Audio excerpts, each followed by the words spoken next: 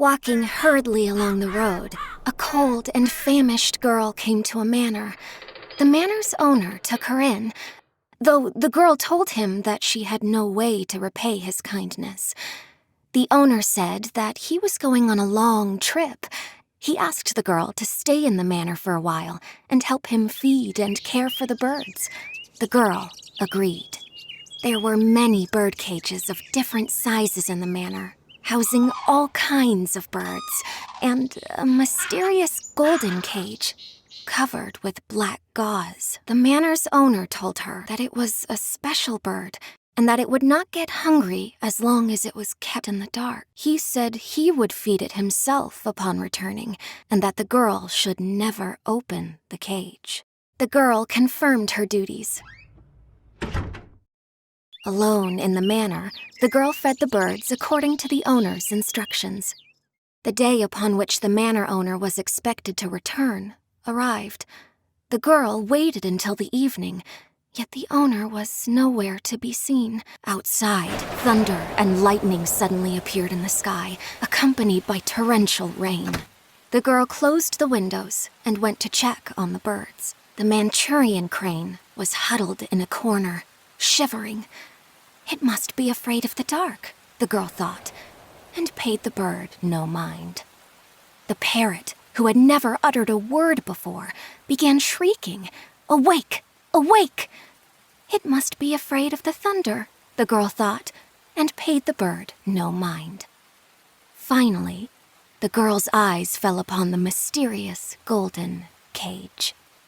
Driven by curiosity and good-heartedness, despite the manor owner's warning, the girl opened the golden cage, and the black gauze instantly fell to the ground. At that moment, a bolt of lightning flashed outside the window, illuminating the room and what resided in the cage. She saw a bird lying on a pile of white bones. As it awakened and looked at her with eyes as red as flowing blood, her entire body was gripped by inexplicable fear. "It's hungry." A familiar voice came from behind her. These were the last words she heard before shutting her eyes for the last time.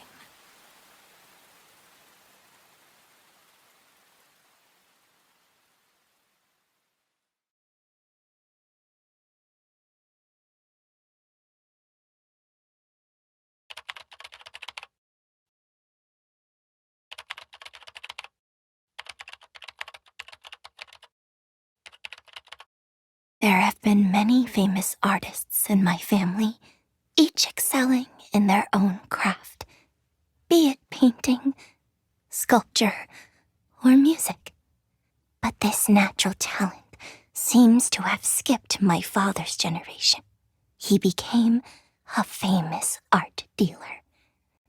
When I went in there as a child, I remember that one of these exquisite works caught my attention. It was a white doll, and my father found it among the estate of a sculptor who had committed suicide not long ago. Oddly, it appeared almost new. I later left home to study, along with the girl my family had adopted. I asked my father if I could take the doll, but he gave it to the girl instead, simply because she exhibited some artistic talent.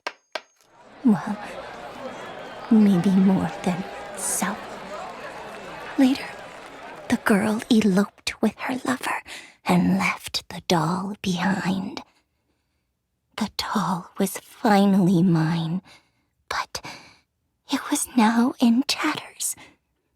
One rainy night, my father received word that the girl had died.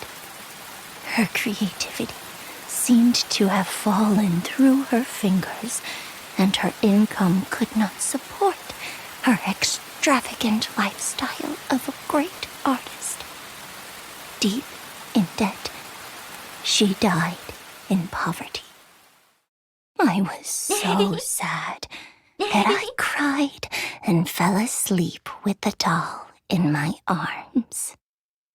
When I woke up the next morning, I found that the ragged doll was now as good as new, as if it had been given new life.